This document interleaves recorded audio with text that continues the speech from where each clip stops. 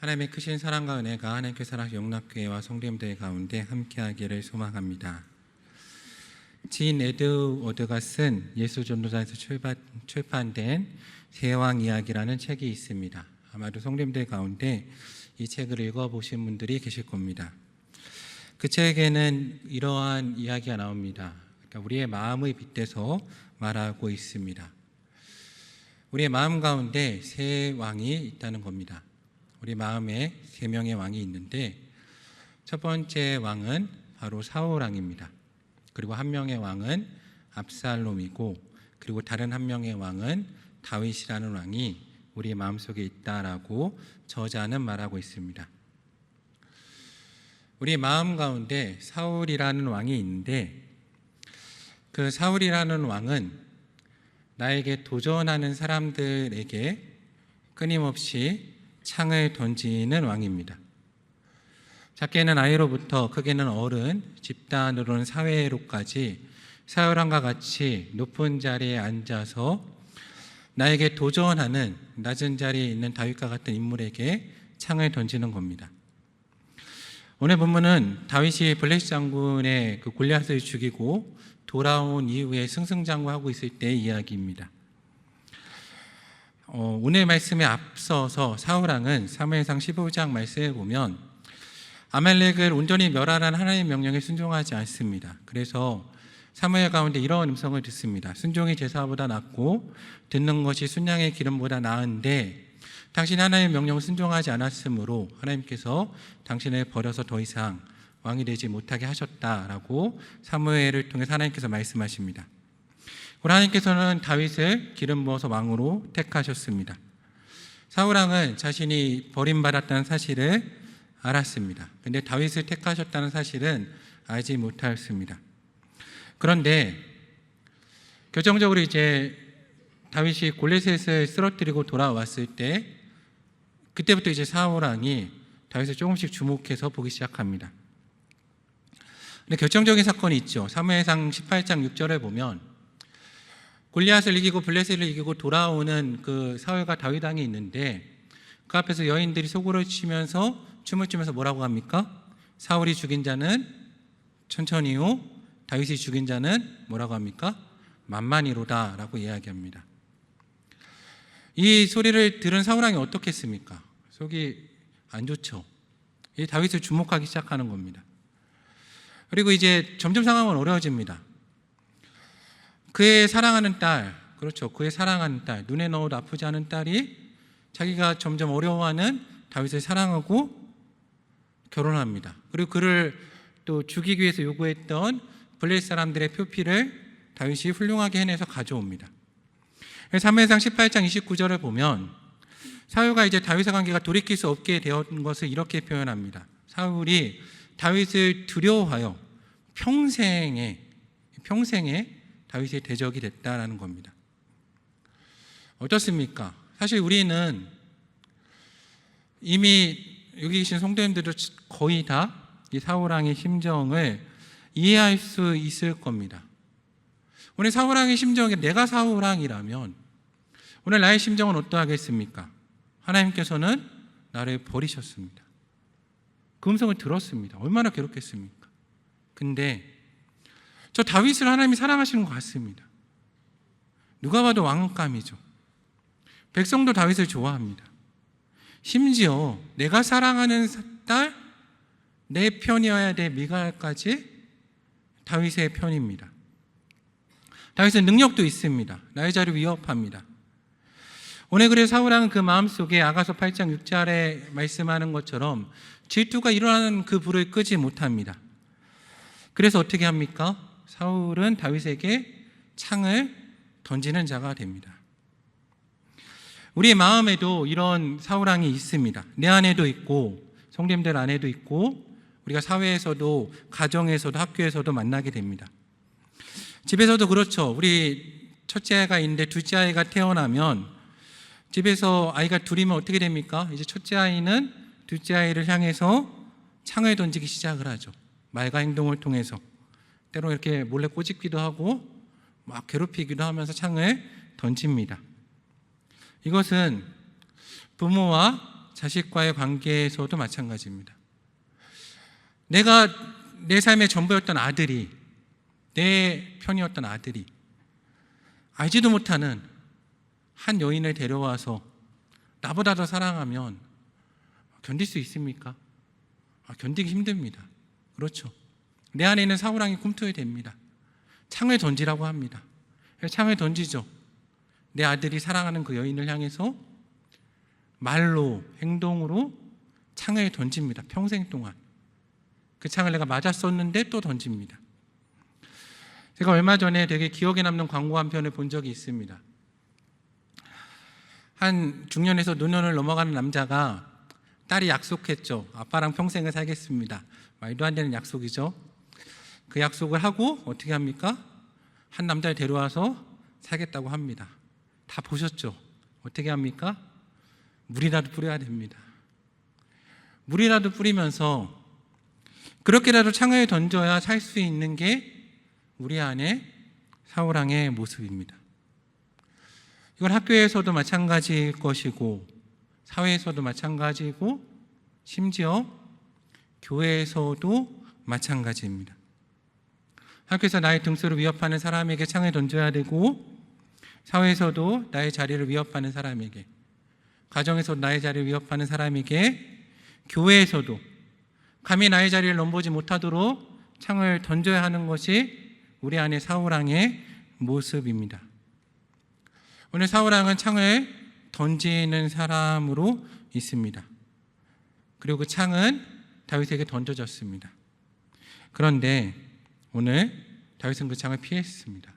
그리고 그 창이 벽에 박혔습니다. 어떻게 해야 되겠습니까? 창이 벽에 박혔습니다. 우리 가운데 두 가지 선택지가 있을 겁니다. 첫 번째는 어떻게 해야 됩니까? 빨리 그 창을 뽑아서 나에게 창을 던진 그에게 창을 던져야 내가 살 수 있습니다. 그렇게 내 안에서 말합니다. 나는 다윗 아닙니까? 하나님께서 나를 왕으로 이미 택해 주셨습니다. 실력도 있습니다. 사울이 어떻게 보면 제정신이 아닌 거죠. 골리앗을 이긴 다윗에게 감히 창을 던졌습니다. 다윗은 백발백중입니다. 명분도 있습니다.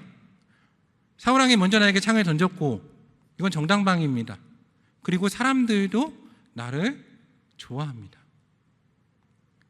나에게는 하나님의 약속도 있습니다. 하나님은 분명히 나에게 왕이 된다고 하셨습니다. 내가 이 시간 눈 한 번 딱 감고 창만 던지면 나의 실력으로는 백발백중인 겁니다. 사울왕은 한 방에 아마 이 세상 사람이 아니게 될 것입니다.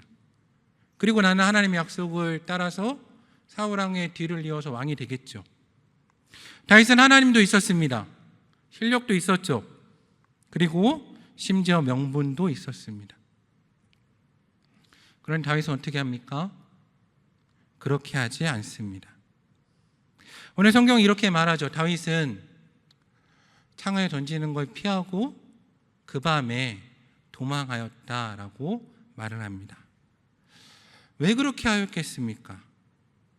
다윗이 겁이 나서 그렇게 했겠습니까? 다윗은 골리앗을 향해서 마주 뛰어갔던 사람입니다. 사자를 가서 쳐 죽인 사람이죠. 아닙니다. 선한 사람이었고 착한 사람이었을까요? 물론 그렇게 생각할 수도 있습니다. 그런데 더 중요한 건 이후에 몇 번이도 사실 사울에게 창을 던질 기회가 있었죠. 사무엘상 26장 9절에서 11절 말씀을 보면 우리가 잘 아는 것처럼 사울의 잠자고 있는 진영에 다윗이 들어갑니다. 그리고 모든 사람이 다 자죠. 경비도 없는 그 상태에서 오늘 그 가운데 아비새가 얘기하죠. 나에게 기회 주시면 당신이 창을 안 던져도 됩니다. 내가 던지겠습니다. 한 방이면 끝납니다. 근데 다윗은 그때 무엇이라고 합니까? 누구든지 손을 들어 여호와의 기름 부은 자를 치면 죄가 없겠느냐? 여호와께서 그를 치시리니 혹시 죽을 날이 이르거나 혹은 전쟁에 나가서 망하리라 라고 이야기하고 있습니다. 다윗은 하나님의 믿음으로 창을 던지지 않았습니다. 그렇지만 다른 왕이었던 사울왕은 다윗에게 끊임없이 창을 던졌습니다. 이게 우리 마음에 있는 첫 번째 왕입니다.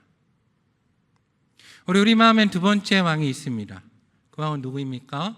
바로 압살롬입니다. 바로 아래에서 위로 창을 던지는 사람입니다. 압살롬, 우리가 잘 아는 것처럼 능력이 있었습니다. 그리고 그는 다윗의 아들 가운데 거의 유일하게 혈통도 가지고 있었습니다. 그의 어머니는 그수랑 달메의 딸입니다. 공주의 딸이죠. 왕족인 겁니다. 태어날 때부터 왕족인 사람입니다. 압살롬은 이야기도 있었습니다. 심지어 스토리도 가지고 있었죠. 성경을 보면 사무엘하 3장에는 헤브론에서 다윗과 고생한 아들들과 사무엘하 5장에는 헤브론이 올라온 이후에 예루살렘에서 난 아들들을 구별해서 이야기하고 있는데, 다윗과 함께 고생한 아들의 목록에 압살롬이 있습니다. 명분도 가지고 있는 겁니다. 그리고 사무엘하 14장 25절을 보면 그는 아름다움으로 온 이스라엘 가운데 그만한 사람이 없었다고 합니다. 우리가 쉽게 요즘 얘기하는 엄친아인 거죠. 금수저 가운데 금수저이고 혈통도 있고 명분도 있습니다. 그렇죠. 근데 한 가지가 없었습니다. 뭐가 없었습니까? 하나님의 말씀과 약속은 없었습니다. 안타깝게도. 약속은, 하나님의 말씀은 사무엘하 12장 25절과 열왕기상 1장 32절을 보면 솔로몬에게 있었습니다. 압살롬도 이걸 알았겠죠. 솔로몬이 다음 왕인 걸 알았을 겁니다. 그렇지만 내 안에서 왕이 되고 싶은 그 욕망이 있지 않습니까? 내가 높아지고 싶은 욕망. 그래서 어떻게든지 왕이 될 수 있는 기회를 몇 보죠. 그런데 우연인지 명분이 하나 생깁니다. 반역할 수 있는 명분이 생기죠. 첫째 아들이었던 암논이 자신의 동생이었던 다말을 욕보인 겁니다. 다윗은 근데 별다른 반응을 보이지 않았습니다. 분노가 일어나죠. 왕도 되고 싶었는데. 어떻게 합니까? 내가 더 클 수 있는데, 내가 더 승진할 수 있는데 누군가 내 앞길을 막고 있으면 어떻게 해야 됩니까? 창을 던지는 겁니다. 다윗을 향해서 창을 던집니다. 우리도 삶을 살다 보면 압살롬이라는 왕을 우리의 마음 가운데서 타인을 통해서 만나게 됩니다.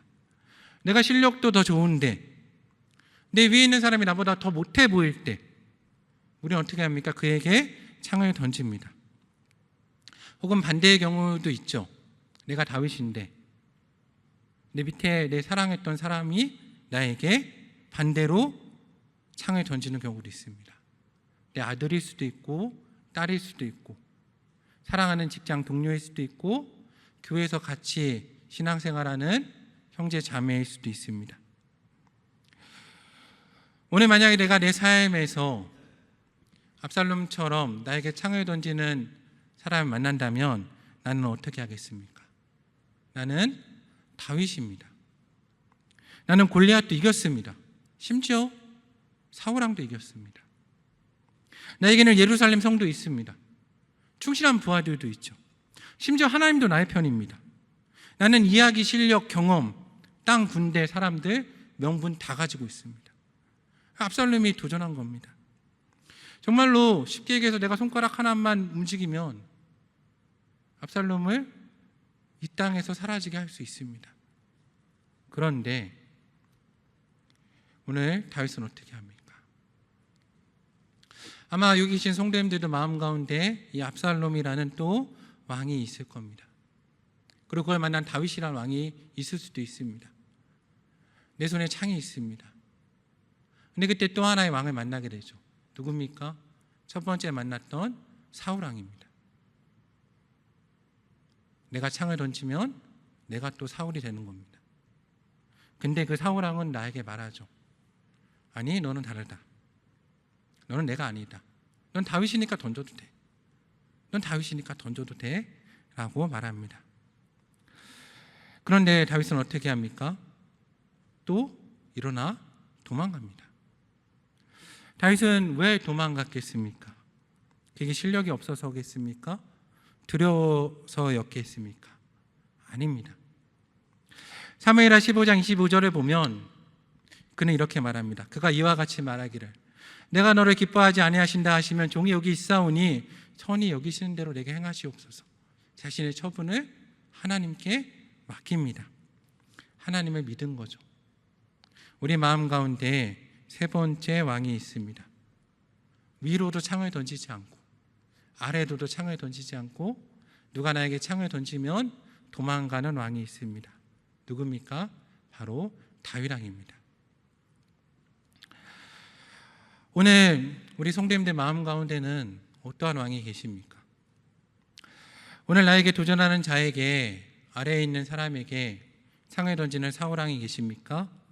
아니면 오늘 내 위에서 나의 앞길을 막고 있는 사람에게 창을 던지는 압살롬이 계십니까? 아니면 누가 나에게 창을 던질 때 그래, 내가 하나님 믿으니까 그래서 피하는 다윗 왕이 계십니까? 우리 마음에는 이 세 왕 가운데 어떠한 왕이 있습니까? 제가 한 2주 전에 우리 고등부 학생들과 여름에 갈 비전 트립 답사를 다녀왔습니다. 제주도 답사에 다녀왔습니다. 제주도 숙소를 묵으면서 새벽에 학생들과 함께 걸어갈 둘레길을 좀 걸었습니다. 평지의 숲이죠. 우리나라에 숲이 별로 없는데 숲길을 걸었습니다. 보통 산입니다. 숲길을 걸었습니다. 새벽에 안개가 낀 숲길을 걸다 보니까 좀 감성적이 되더라고요. 마음 가운데 많은 생각이 났습니다. 그러면서 예전에 읽었던 책 하나가 생각났습니다. 성도님들도 혹시 보셨던 책일 수 있습니다. 쿠오바디스라는 책입니다. 다 아시죠? 베드로라는 사도가 있는데 로마에 복음 전하기 위해서 갑니다. 근데 로마에 큰 박해가 일어나죠. 그리고 그곳에 이제 네로 왕이 이 베드로를 죽이기 위해서 찾습니다. 사람들이 뭐라고 합니까? 당신은 어떻게 해야 된다? 도망가야 된다. 당신마저 죽으면 이 복음을 누가 다음 세대에 전하냐? 사도들은 이미 다 죽었다. 당신은 도망가라라고 얘기합니다. 거기 설득이 되죠. 베드로가. 그래, 난 복음을 지키자. 순교는 다음에 하자. 그래서 어떻게 합니까? 그 새벽에 안개 낀 숲길을 따라갑니다. 근데 그 안개 낀 숲길을 따라 걸어가는데 저길 끝에서 누가 보입니다. 다 아시죠? 누구십니까? 십자가를 진 예수님이십니다. 안개 끼기 끝에서 십자가를 진 예수님이 걸어오고 계십니다. 베드로가 만나죠. 예수님께 묻습니다. 그 책의 제목이죠. 쿠오바디스 도미네. 주님 어디 가십니까? 그에 대해서 예수님이 이렇게 대답하시죠. 내가 십자가를 지기를 거부함으로 내가 다시 십자가를 지기 위해서 이 길을 간다라고 얘기하십니다. 베드로가 이 말을 듣고 어떻게 합니까?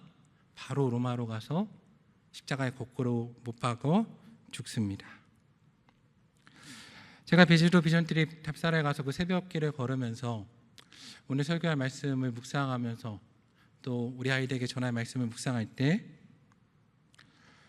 저는 여기에 집중했습니다. 어떻게 하면 창을 던지지 않는 사람이 될까? 참 어려운데 우리 아이들 가운데 어떻게 이런 삶을 살라고 할까? 평생 도망 다녀야 되는데 평생 도망 다니라는 삶을 살라고 어떻게 그들을 설득할까? 이게 은혜인가? 근데 그 새벽에 이 책의 말씀을 기억나게 하시면서 주님이 제게 깊게 하신 질문이 있습니다. 노 목사, 너는 나를 위해서 십자가에 못 박힐 수 있니?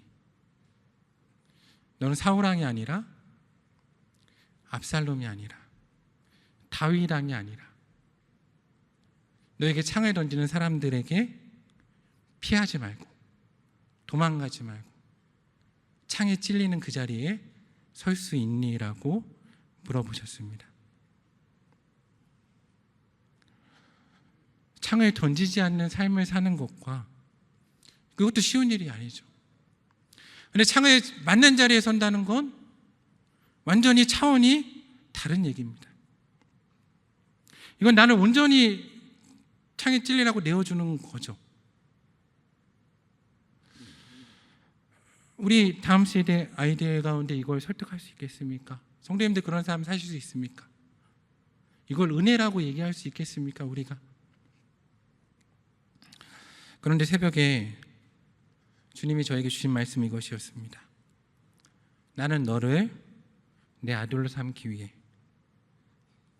너의 왕이 되기 위해 창을 찔리는 자에게 피하지 않고 찔리는 자의 그 자리에 있었다.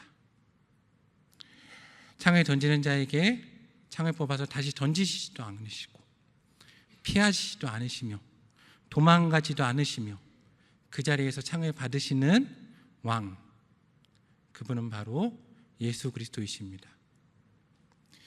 요한복음 19장 33절에 34절은 이렇게 기록되어 있습니다. 예수께 이르러서는 이미 죽으신 것을 보고 다리를 꺾지 아니하고 그중 한 군인이 창으로 옆구리를 찌르니 곧 피와 물이 나오더라. 오늘 설교의 제목은 내 왕 이야기입니다. 오늘 제가 앞에 언급한 책의 제목은 새 왕 이야기입니다. 아마 이 책을 이미 아셨던 분들은 제목이 오타가 났나 생각할 수도 있을 겁니다. 그런데 우리 마음속에 사실 우리가 알지 못하는 네 번째 왕이 계십니다. 그분은 바로 예수 그리스도이십니다. 그분은 위로 창을 던지시지도 않으시고 아래로 창을 던지시지도 않으시며 창을 피하지도 않으시는 왕이십니다. 그분은 사랑으로 오늘 저와 여러분을 위해서 창을 맞으시는 분이십니다. 오늘 그분은 사울왕과 같이 높은 자리에 오르지도 못하여 창을 맞는 자들에게, 그는 오늘 압살롬처럼 실력이 있어서 위로 창을 던질 수 없는 자들에게, 그리고 오늘 가정에서 사울과 압살롬에게 창을 맞는 자들에게, 교회에서 형제 자매들에게 창을 맞는 자들에게 오늘 그분은 왕이 되어주십니다. 그분은 창을 맞는 자들을 사랑하시고 기뻐하시며 그들을 자기 백성이라 부르기를 부끄러워하지 않으시고 자랑스러워하시며 그들과 함께 거하시고 내가 너희 왕이다라고 말씀해 주십니다. 사도 바울은 갈라디아서 2장 20절에 이렇게 이야기합니다. 내가 그리스도와 함께 십자가에 못 박혔나니 그런즉 이제는 내가 사는 것이 아니요 오직 내 안에 그리스도께서 사시는 것이라. 이제 내가 육체 가운데 사는 것은 나를 사랑하사 나를 위하여 자기 자신을 버리신 하나님의 아들을 믿는 믿음 안에서 사는 것이라. 아멘. 사실 새벽길을 걸으며 주의 음성을 들었을 때 너무 섭섭했습니다.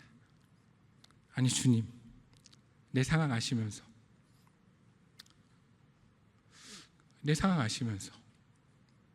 평생 도망가야 되는 상황 아시면서 이제는 창을 맞으라고 하십니까? 아니요, 그렇게 못하겠습니다 라고 고백했습니다. 근데 이때 주님이 주신 은혜는 아니, 내가 너 안에 들어가 거하고 싶다라는 말씀이었습니다. 오늘 주님의 은혜는 너가 창에 찔리는 자리에 서면 내가 너 안에 거해서 너를 대신해서 살겠다는 그 말씀입니다. 저는 이게 너무나 은혜였습니다. 바로 예수님께서 이렇게 부족한 자에게, 이렇게 부족한 종에게 늘 도망만 다니고 불평하고 창에 찔리라고 하면 도망가려고 하는 자에게 오늘 불평하는 자 가운데도 부끄러워하지 않으시고 들어오셔서 내 안에 거하시고 나와 하나가 되기 원하신다는 것, 이것이 정말 큰 하나님의 은혜였습니다.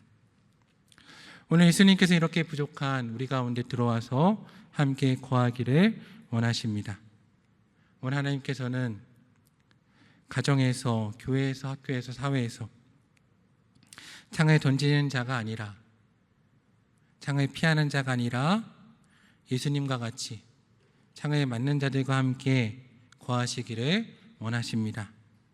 우리가 주와 함께 죽고 주와 함께 사는 그 자리에서 주님과 하나가 되는 은혜를 맛보게 될 것입니다.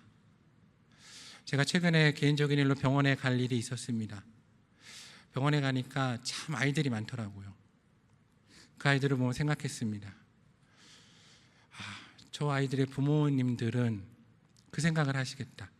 내가 부모라면, 내가 대신해서 살 수 있으면 저 아이 대신 삶을 대신해서 살 수 있으면 얼마나 좋을까, 그 생각을 하시지 않을까 하고 생각했습니다. 그때 주께서 제 마음에 주신 음성이 이거였습니다. 바로 내가 상처받은 너를 대신해서 살기 원한다.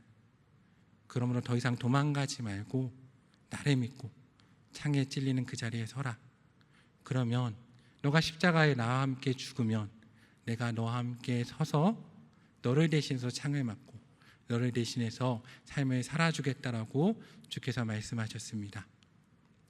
사랑하는 용납교회 성도님들이 예수님을 따라서 십자가 안에서 주님 주신 참된 은혜를 주와 함께 죽고 주와 함께 살고 내 대신 예수님께서 사시는 그 은혜를 삶의 자리에서 맛보시기를 주님의 이름으로 간권합니다. 함께 기도하겠습니다. 참 좋으신 사랑의 하나님 감사합니다. 하나님, 우리의 왕 되신 예수님 믿습니다. 나를 위해서 창에 찔리는 그 자리를 부끄러워하지 않으시고 힘이 있음에도 창에 던지지 않으시고 피하지 않으시고 우리 안에 살기 위해서 십자가에서 죽으신 예수님 믿습니다. 우리도 주님을 따라서 창에 던지는 자리가 아니라 하나님 사랑하고 섬기고 하나님 정말 예수님의 모습을 본받는 그 삶이 될 수 있는 내가 아니라 주께서 사실 수 있는 사랑의 용납교회 성도님 될 수 있는 은혜를 우리 가운데 허락해 주시옵소서. 사랑의 예수님 이름으로 간절히 기도합니다. 아멘.